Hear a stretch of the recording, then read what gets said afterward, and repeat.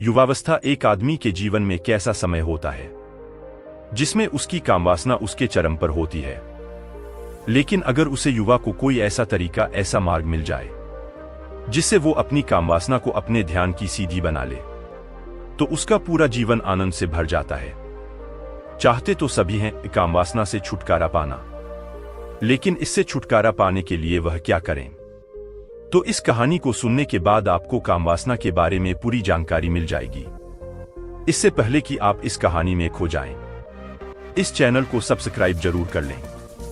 तो चलिए कहानी शुरू करते हैं। गौतम बुद्ध के समय में वैशाली राज्य में एक बहुत ही प्रसिद्ध वेश्या रहती थी, जिसका नाम आम्रपाली था। वो बहुत ही सुंदर थी और उसे नगर वधू घोषित कर दिया गया था, यानी कि पूरे शहर की पत्नी। उसके महल के द्वार पर सदा सोने के रथ खड़े रहते थे, यहां तक कि महान राजाओं को भी उससे मिलने के लिए इंतजार करना पड़ता था। वो केवल एक वेश्या थी, लेकिन इतनी अमीर हो गई थी कि वो राज्य खरीद सकती थी। आम्रपाली का शरीर जितना सुंदर था, उससे कहीं सुंदर उसकी आत्मा थी, जो सच्चे प्यार के लिए तरसती थी। क्योंकि आम्रपाली खुद से वेश्याएं बनी थी, उसे जबरदस्ती राजा ने वेश्या बनाया था। आम्रपाली के वेश्या बनने के पीछे एक कहानी है। आम्रपाली अपने ग्राहकों को बहुत प्यार करने का दिखावा करती थी, क्योंकि उसे इसके लिए भुगतान किया जाता था। लेकिन अंदर से वह उन सब से नफरत करते था, क्योंकि वह सभी उसका इस्तेमाल एक भोग की वस्तु के रूप करते था। एक इंसान के रूप में उसका सम्मान कोई नहीं करता था। एक दिन आम्रपाली अपने महल की बालकनी में खड़ी थी। अचानक उसने महल के सामने से एक युवाबोध भिक्षु को गुजरते हुए देखा, जिसके पास कुछ भी नहीं था सिवाय एक भिक्षा पत्र के। लेकिन उसके पास जबरदस्त जागरूकता थी और लोगों को खुद की ओर आकर्षित करने की अद्भुत शक्ति थी। जब युवाबोध भिक्षु ने ऊपर की तरफ देखा, तो आम्रपाली उसे देख रही थी। युवा भिक्षु ने आम्रपाली की ओर देखते हुए बेहद सम्मान भाव के साथ आम्रपाली को प्रणाम किया। आम्रपाली एकता कुछ युवा भिक्षु को देखते रही, क्योंकि पहली बार किसी ने आम्रपाली को सम्मान की नजरों से देखा था। किसी ने पहली बार उसे इंसान होने का एहसास दिलाया था। आम्रपाली तुरंत सीढ़ियों से नीचे उतरी और बाहर आकर उसे युवाबोध भिक्षु के पैर छुए और कहा, प्रभु कृपया आज के दिन आप मेरे वर्तमान बने और मेरे महल में चलकर भोजन स्वीकार करें। इसके बाद आम्रपाली ने कहा, कृपया मेरे निमंत्रण को ना करें, क्योंकि पहली बार मैंने किसी को निमंत्रण दिया है। मुझे हजारों बार राजाओं और सम्राटों द्वारा आमंत्रित किया गया है, लेकिन मैंने कभी किसी को आमंत्रित नहीं किया है। ये मेरा पहला निमंत्रण है। युवा भिक्षु ने सम्मानपूर्वक आम्रपाली का निमंत्रण स्वीकार करते हुए भोजन ग्रहण किया। भोजन देने के बाद आम्रपाली ने कहा, प्रभु आज से 3 दिनों के बाद बारिश का मौसम शुरू होने वाला है, जो कि 4 महीना तक रहेगा, और मैं आपको अपने घर में 4 महीने रहने के लिए आमंत्रित करती हूँ। आने वाले 4 महीना के लिए यह महल आपका आश्रय होगा। मैं आपको पूर्ण रूप से आश्वस्त करती हूँ कि मैं किसी भी प्रकार से आपके ध्यान में बढ़ा नहीं बनूंगी, बल्कि जितना मुझसे हो सकेगा आपके ध्यान की सुविधाओं को सुगम बनाने का प्रयास करूंगी। युवा बौद्ध भिक्षु ने कहा कि माफ कीजिएगा देवी, लेकिन इस विषय में मैं स्वयं निर्णय नहीं ले सकता। मैं आपके प्रस्ताव के विषय में बुद्ध से पूछूंगा। अगर वो मुझे अनुमति देंगे तो मैं आपके महल में आश्रय अवश्य स्वीकार करूंगा। इतना कहकर वह बौद्ध भिक्षु वहां से चला गया, इससे पहले कि वो भिक्षु बुद्ध के पास पहुंचता और आम्रपाली के प्रस्ताव के बारे में कुछ बताता।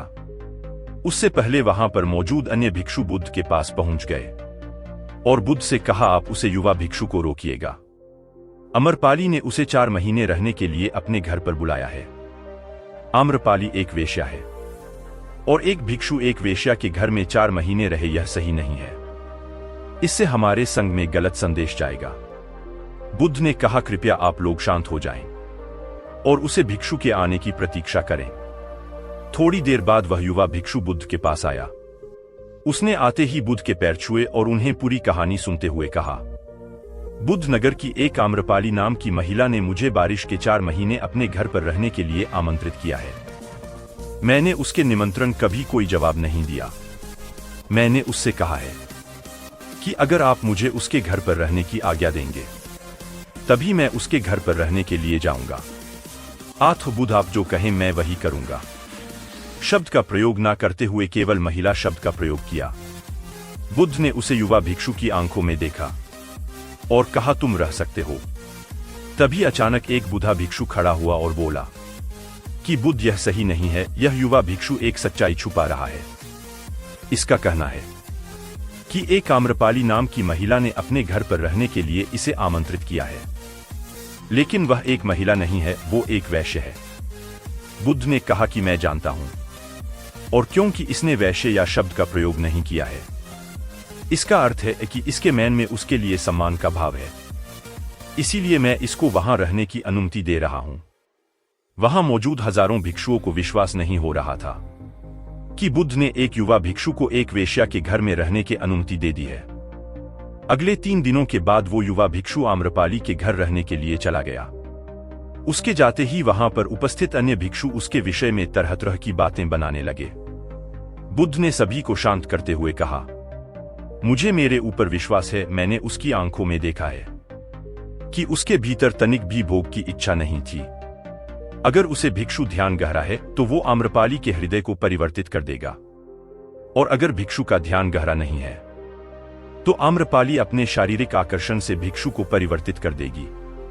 ये एक प्रश्न है ध्यान और शारीरिक आकर्षण का, जिसका उत्तर हमें 4 महीने के बाद मिलेगा। बुद्ध की बात सुनकर वहां पर उपस्थित भिक्षुओं ने कहा कि बुद्ध उसी युवा भिक्षु पर बहुत अधिक भरोसा करके अनावश्यक आप जोखिम उठा रहे हैं। वो भिक्षु युवा है और आम्रपाली बहुत सुंदर है। समय प्रारंभ हुआ, वर्षा ऋतु के 4 महीने बीत गए और वो युवा भिक्षु वापस से गया। उसने आते ही बुद्ध के पैर छुए और उसे युवा भिक्षु के पीछे आम्रपाली भी आई हुई थी। उसे युवा भिक्षु ने आम्रपाली का बुद्ध से परिचय करते हुए कहा, बुद्ध यह आम्रपाली है और यह आपसे दीक्षित होना चाहती है। यह एक अनोखी महिला है, यह न केवल सुंदर है बल्कि इसकी आत्मा भी उतनी ही शुद्ध है जितनी आप कल्पना कर सकते हैं। आम्रपाली ने बुद्धि के पैर छुए और कहा, मैं पहली बार देखने भर से इस युवा भिक्षु से प्रेम करने लगी थी, इसीलिए मैंने इस युवा भिक्षु को अपने सौंदर्य से कई बार आकर्षित करने का प्रयास किया, लेकिन मैं पूर्ण रूप से असफल रही। इसके बजाय इस युवा भिक्षु ने मुझे ध्यान के प्रति जागरूक किया और यह एहसास कराया कि वास्तविक जीवन भोग नहीं अपितु ध्यान है। इसीलिए बुद्ध, मैं अपनी सारी संपत्ति आपके भिक्षुओं को दान में देना चाहती हूं और शेष जीवन ध्यान में बिताना चाहती हूं।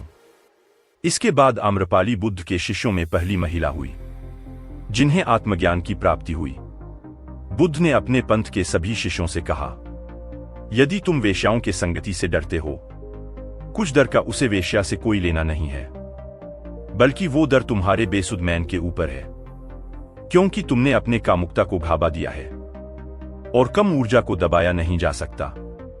इसको केवल रूपांतरित किया जा सकता है। दोस्तों, हम सभी अपनी कामवासना को खत्म करने के लिए उसका दमन करना चाहते हैं, उसको दबाना चाहते हैं, लेकिन कामवासना एक ऊर्जा होती है, एक एनर्जी का सोर्स होता है, और एनर्जी कभी भी खत्म नहीं हो सकती है, बल्कि वो रूपांतरित हो सकती है।